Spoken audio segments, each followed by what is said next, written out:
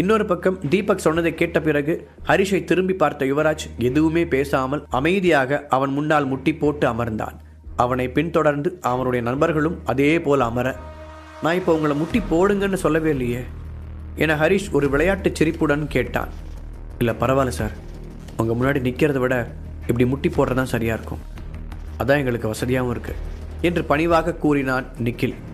முட்டாள் ஃப்ரெண்ட்ஸுகளை விட நீ ரொம்ப புத்திசாலிங்கிறத திரும்ப திரும்ப நிரூபிச்சுக்கிட்டே இருக்க என்று ஹரிஷ் அவனுடைய தோளில் தட்டி கொடுக்க நிக்கில் தலையை குனிந்து கொண்டான்.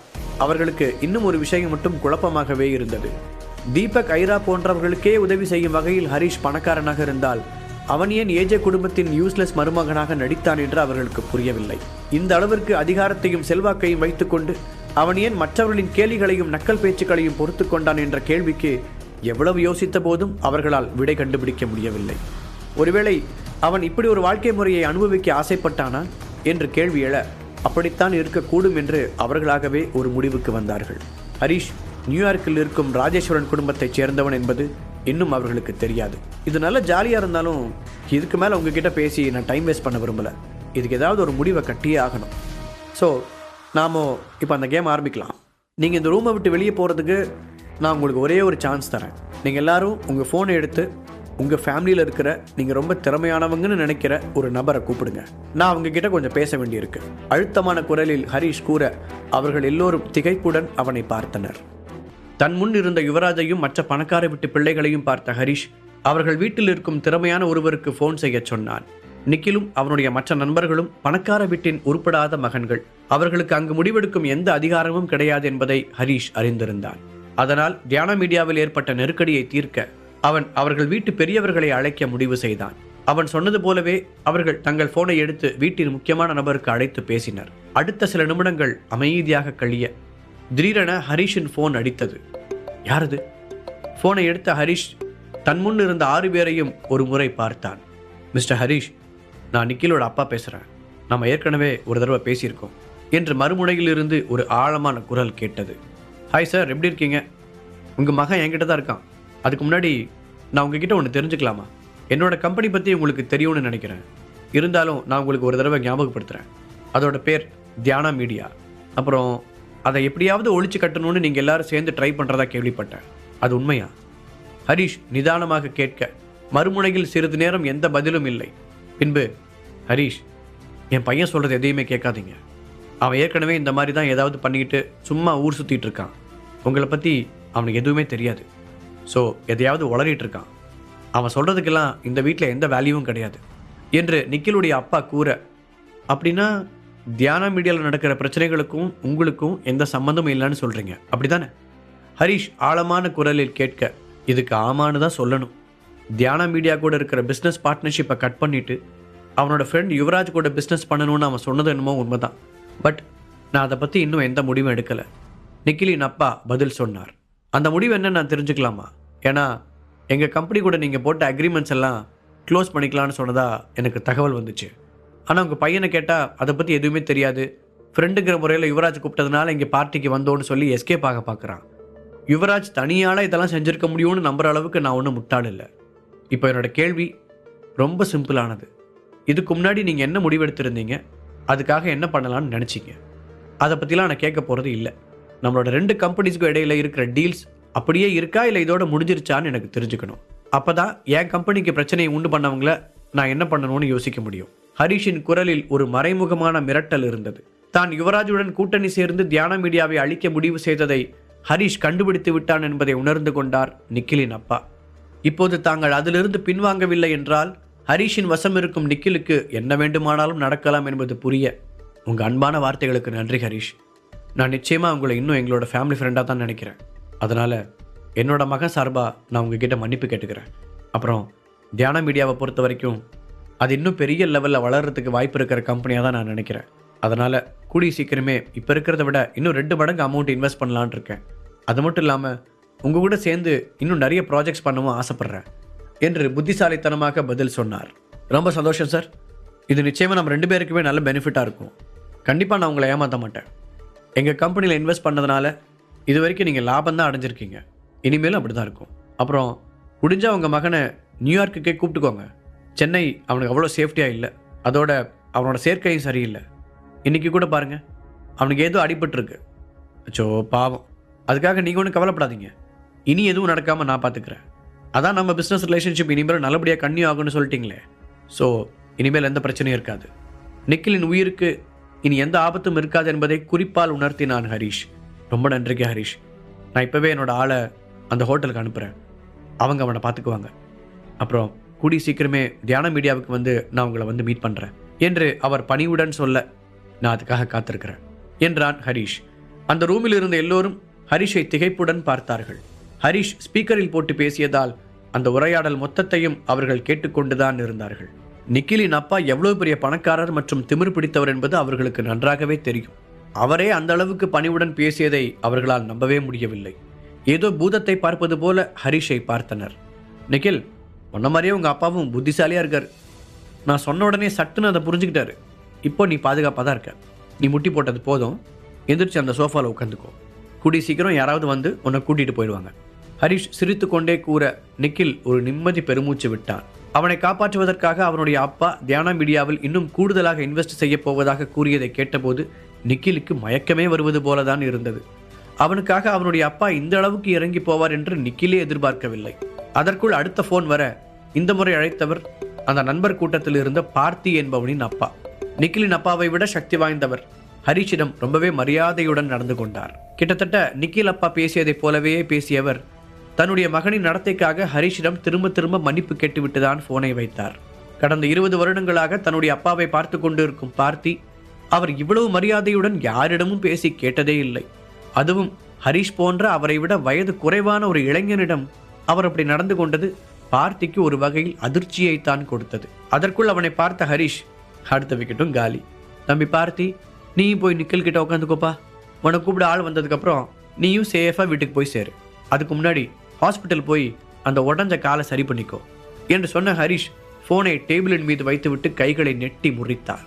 பின்பு திரும்பி தன்னுடைய நண்பர்களை பார்த்தவன், ஆமா நீங்களா ஏன் இன்னும் நின்றுகிட்டே இருக்கீங்க என்று கேட்க அவர்களும் ஹரிஷுக்கு பக்கத்தில் சேர்களை போட்டு அமர்ந்தனர். கிட்டத்தட்ட தியானா மீடியாவே திவாலாகி போகும் நிலைமையில் இருக்கும்போது அதை பற்றியெல்லாம் கொஞ்சம் கூட அலட்டிக் கொள்ளாமல் திட்டம் போட்டு ஒவ்வொரு காயினாக நகர்த்தும் ஹரிஷை அங்கிருந்த எல்லோருமே ஆச்சரியத்துடன் பார்த்தனர். நாம் அவசரப்பட்டு தப்பான இடத்துல கை வச்சிட்டோமோ என்று யுவராஜே யோசிக்க தொடங்கியிருந்தான். அதே நேரத்தில் ஹரிஷ் உள்ளுக்குள் சிரித்து கொண்டான். பிஸ்னஸை பொறுத்தவரை இந்த பயம், பணிவு, மரியாதையெல்லாம் வெளிப்பார்வைக்குத்தான். அதுவும் இந்த விஷயத்தில் நிக்கில், பார்த்தி போன்றவர்கள் வெறும் அம்பு மட்டும்தான் என்று அவனுக்கு தெரியும்.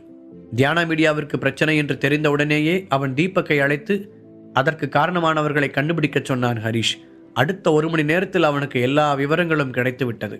யுவராஜ் தன் நண்பர்களின் குடும்பங்களில் உள்ள சக்தி வாய்ந்த மனிதர்களை சந்தித்து தியானா மீடியாவை அழிக்க கிடைத்துள்ள சந்தர்ப்பத்தை பற்றி கூறி அவர்களையும் தன்னோடு இணைத்துக் கொண்டுள்ளான். நம்பர் 1 இடத்தில் இருக்கும் தியானா மீடியாவை அழிப்பதன் மூலம் தங்களுக்கு என்னவெல்லாம் லாபம் கிடைக்கும் என்பதை யோசித்து பார்த்தவர்கள் கடைசியில் யுவராஜின் திட்டத்தை ஏற்றுக்கொண்டிருக்கிறார்கள். அதன் பிறகுதான் தியானா மீடியாவுடனான தங்களுடைய உறவை முறித்துக் கொள்வதாக அவர்கள் ஒவ்வொருவரும் அறிவிக்க தொடங்கினார்கள். அந்த வெற்றியை கொண்டாடத்தான் இன்றைக்கு யுவராஜ் தன்னுடைய நண்பர்களை அழைத்து பார்ட்டி வைத்தது. அவனுடைய அந்த 5 வீணா போன நண்பர்களும் தங்களால் தான் இது நடந்திருப்பதாக நினைத்து மனதிற்குள் பெருமைப்பட்டு கொண்டார்கள். இருப்பதிலேயே ஹைலைட்டான விஷயம் என்னவென்றால் யுவராஜ் அந்த பார்ட்டியை ஹரிஷுக்கு சொந்தமான புதிய 7 ஸ்டார் ஹோட்டலிலேயே வைத்ததுதான். எனவே அந்த தகவலும் உடனடியாக ஹரிஷுக்கு சென்றடைய தன்னுடைய முதுகில் குத்த நினைப்பவர்களை கூண்டோடு பிடிக்க நினைத்த ஹரிஷ் சரியான நேரத்தில் அங்கு வந்தான். மற்றவர்களை வெளியே செல்ல அனுமதித்தவன் யுவராஜையும் அவருடைய கூட்டாளிகளையும் கூடவே இந்த 5 நண்பர்களையும் தப்பித்துச் செல்லாமல் தடுத்து நிறுத்தினான். யுவராஜ் செய்ததற்கும் தங்களுக்கும் எந்த சம்பந்தமும் இல்லை. நிக்கிலும் மற்றவர்களும் கூறிய எதையும் ஹரிஷ் நம்பவில்லை. மேலும் அவர்கள் நினைத்தால் மட்டும் தன்னுடைய கம்பெனியின் பிரச்சனையை சரி செய்ய முடியாது என்று தெரிந்தவன் யுவராஜின் வழியிலேயே சென்றான். அந்த 5 பேரையும் தன்னுடைய கஸ்டடியில் வைத்துக்கொண்டு அவர்களுடைய குடும்பத்திடம் பேச முடிவு செய்தான். அதன் முதல் கட்டமாக நிக்கிலின் அப்பாவும் பார்த்தியின் அப்பாவும் அந்த திட்டத்திலிருந்து பின்வாங்கி விட்டார்கள். இன்னும் 3 பேர் மிச்சம் இருக்கிறார்கள். அவர்களும் ஹரிஷின் பக்கம் வந்துவிட்டால் அதற்கு பிறகு யுவராஜ் வெறும் பல் பிடிக்கப்பட்ட பாம்பாகி விடுவான். அதன் பின் அவனே நினைத்தாலும் ஹரிஷை எதுவும் செய்ய முடியாது. இந்த விஷயத்தில் இன்னொரு சீக்கிரட்டும் இருந்தது.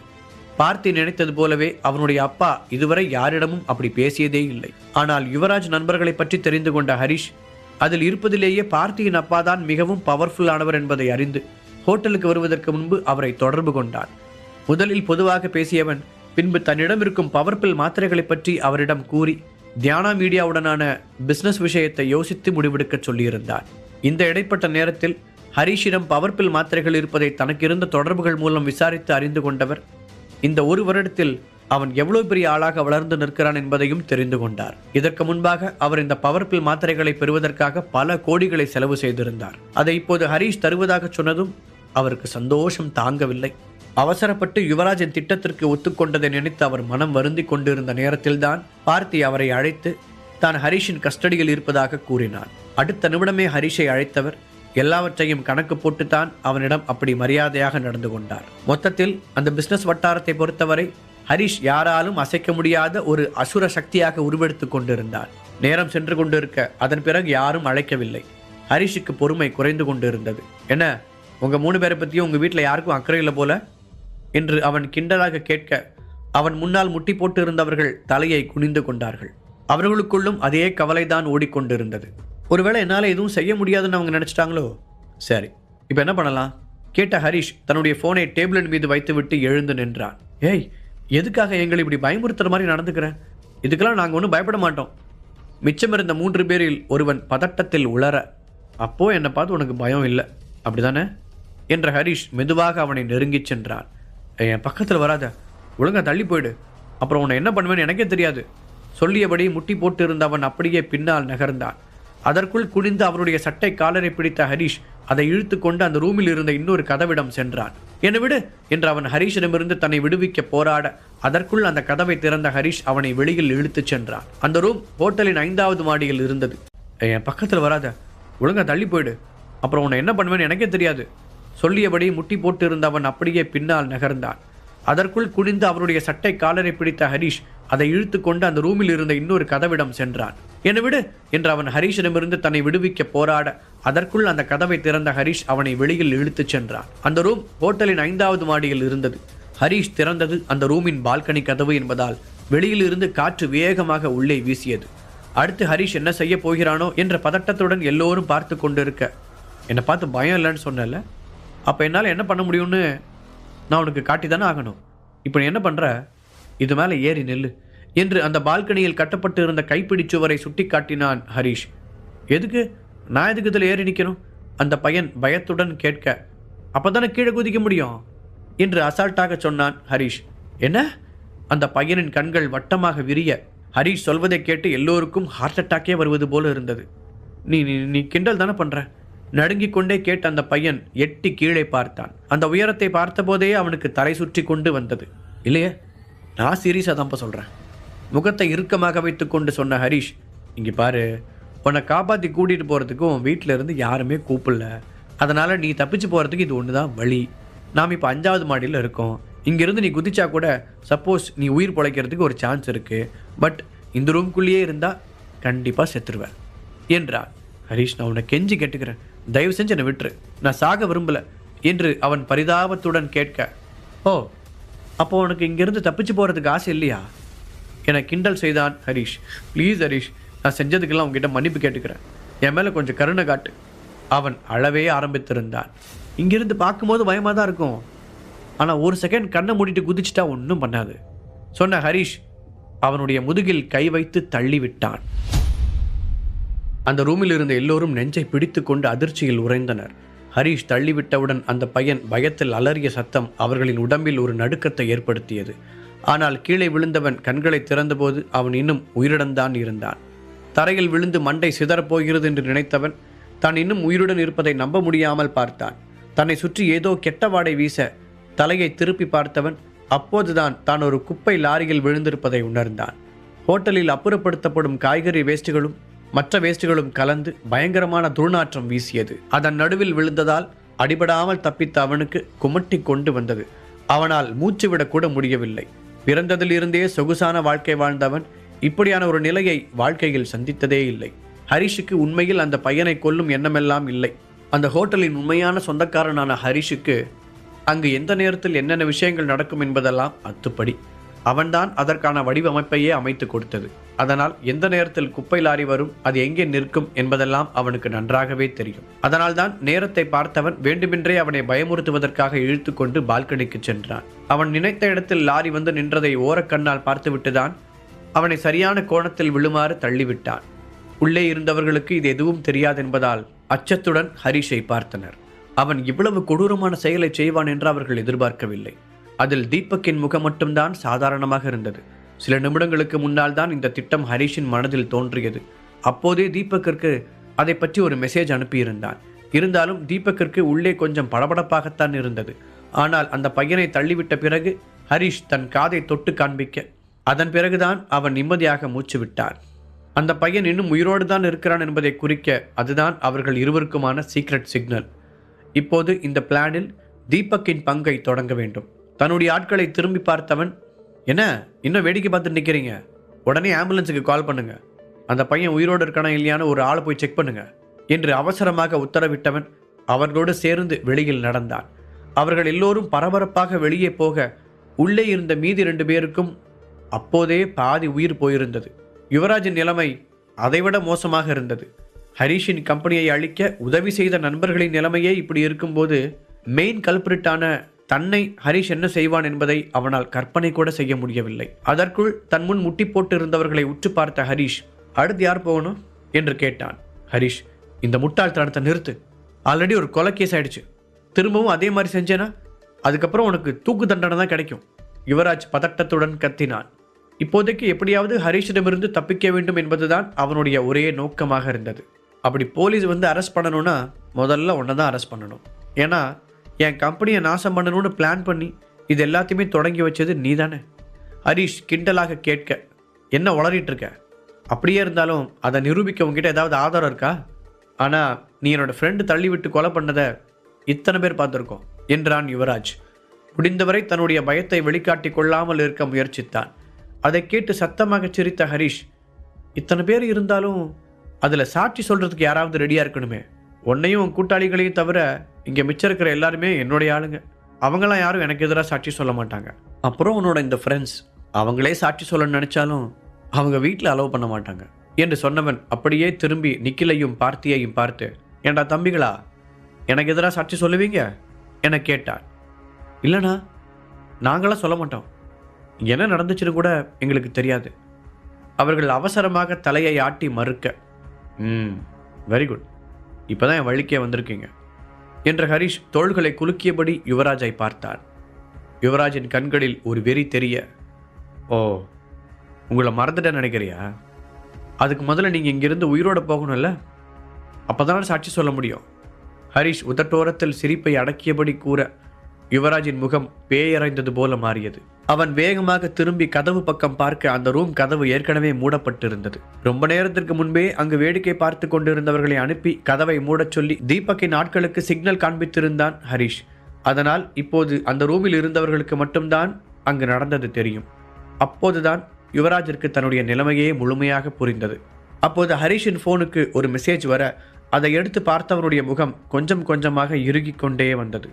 அதை படித்து முடித்துவிட்டு ராபர்ட்டிடம் கொடுத்தவன், நம்ம ஆளுங்களை அனுப்பி அது என்னன்னு பார்க்க சொல்லு என்று கூறினான். பின்பு திரும்பி யுவராஜை பார்த்தவன், அப்புறம் நீ என்ன சொன்ன?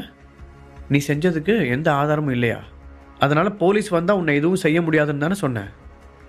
இப்போ நீ பண்ண எல்லா ஃப்ராடு வேலைக்கும் என்கிட்ட ஆதாரம் இருக்குது என்று கூறினான். அதை கேட்டு யுவராஜின் முகம் வெளிர, ஹரிஷின் கண்களோ கோபத்தில் சிவந்தது. ஏண்டா நாயே, எங்கள் கம்பெனியில் இருக்கிற ஆர்டிஸ்ட் எல்லாம் நீ விலைக்கு வாங்கிட்டேன்னு தான் நான் நினச்சேன். அப்படிப்பட்டவங்க எனக்கு வேண்டாம். புதுசாக வேறு யாரையாவது எடுத்துக்கலான்னு கூட யோசித்தேன். பட் இப்போ தான் எல்லா உண்மையும் எனக்கு தெரிய வந்துச்சு. எங்கள் கம்பெனியில் இருந்து வரமாட்டேன்னு சொன்னவங்க குடும்பத்தையே கொன்றுவேன்னு மிரட்டியிருக்க. அப்போவும் தைரியமாக எதிர்த்து நின்றவங்க குடும்பத்தில் இருந்து ஆளுங்களை கடத்தியிருக்க. அதை கூட மன்னிச்சிருவேன். ஆனால் சில பொண்ணுங்களை தப்பாக வீடியோ எடுத்து வச்சு அதை காட்டி அவங்கள மிரட்டியிருக்க. என்ன ஜென்மண்டா நீ? என் கம்பெனியை அழிக்கணும்னு நினச்சா நீ நேரடியாக என் கூட மோதி ஜெயிச்சிருக்கணும். அதை விட்டுட்டு இவ்வளோ கீழ்த்தனமாவா நடந்துக்குவேன்? சி என்ற ஹரிஷ் அப்படியே எழுந்து யுவராஜை ஓங்கி அறைந்தான். கன்னத்தை பிடித்தபடி அவன் சரிய எட்டி அவன் கழுத்தை பிடித்த ஹரிஷ், உனக்கு இன்னும் 1/2 மணி நேரம் டைம் தரேன். அதுக்குள்ளே அந்த பொண்ணுங்களை எடுத்த வீடியோஸோட ஒரிஜினல் காப்பி முதற்கொண்டு என்கிட்ட வரணும். இவ்வளோ நேரம் உன்னை சும்மா மிரட்டிட்டு தான் இருந்தேன். இப்போ நான் சொன்னதை மட்டும் நீ செய்யலைன்னா நிஜமாவே இங்கிருந்து நீ உயிரோட போக முடியாது என்று கடுமையான குரலில் எச்சரித்தான். முதலில் தன்னுடைய கம்பெனியில் இன்வெஸ்ட் செய்தவர்கள் எல்லாம் ஏன் விலக நினைக்கிறார்கள் என்று கண்டுபிடித்தவன் அடுத்ததாக ஆர்டிஸ்டுகளை பற்றி விசாரிக்க சொல்லியிருந்தான். அவர்கள்தான் யுவராஜ் செய்த ஃப்ராடுத்தனத்தை எல்லாம் கண்டறிந்து அவனுடைய போனிற்கு ரிப்போர்ட் அனுப்பியிருந்தார்கள். அதை பார்த்துதான் ஹரிஷ் கொதித்து போயிருந்தான். அதிலும் பெண்களை தவறாக வீடியோ எடுத்து வைத்து மிரட்டிய விஷயத்தை அவனால் ஜீரணிக்கவே முடியவில்லை. இருந்த கோபத்திற்கு அப்போதே யுவராஜின் கழுத்தை நிறுத்தே கொண்டிருப்பான். நல்ல வேளையாக அதற்குள் பிரசன்னாவும் ராபர்ட்டும் அவனை தடுத்து விட்டார்கள். ஹரிஷ், முதல்ல அவன்கிட்ட இருக்கிற அந்த வீடியோ எல்லாம் வாங்குவோம். அது வரைக்கும் அவன் கண்டிப்பாக உயிரோடு இருந்தாகணும். அதுக்கப்புறமா அவனை என்ன பண்ணலான்னு யோசிக்கலாம். ஐராவும் தன்னுடைய பங்கிற்கு அவனை சமாதானப்படுத்தினாள்.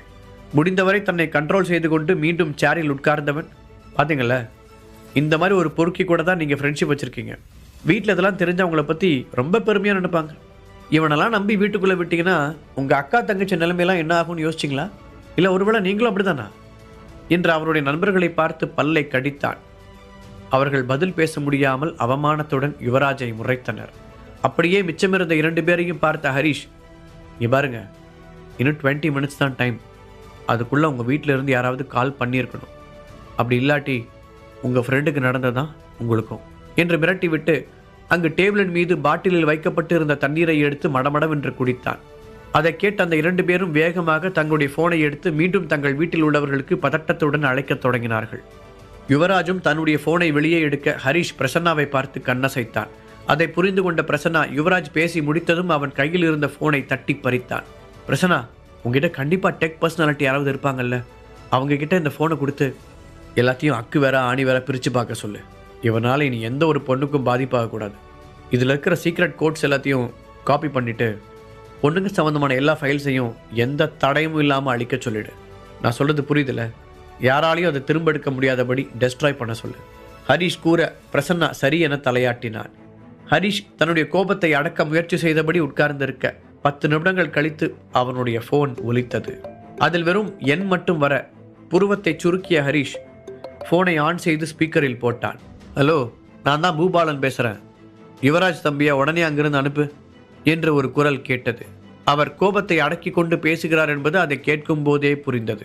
ஹலோ, ஃபஸ்ட்டு நீங்கள் யார்? உங்களையே எனக்கு யாருன்னு தெரியாது. நீங்கள் நான் என்ன செய்யணும்னு ஆர்டர் போடுறீங்களா? அதெல்லாம் முடியாது, ஹரிஷ் அலட்சியமாக கூறினார்.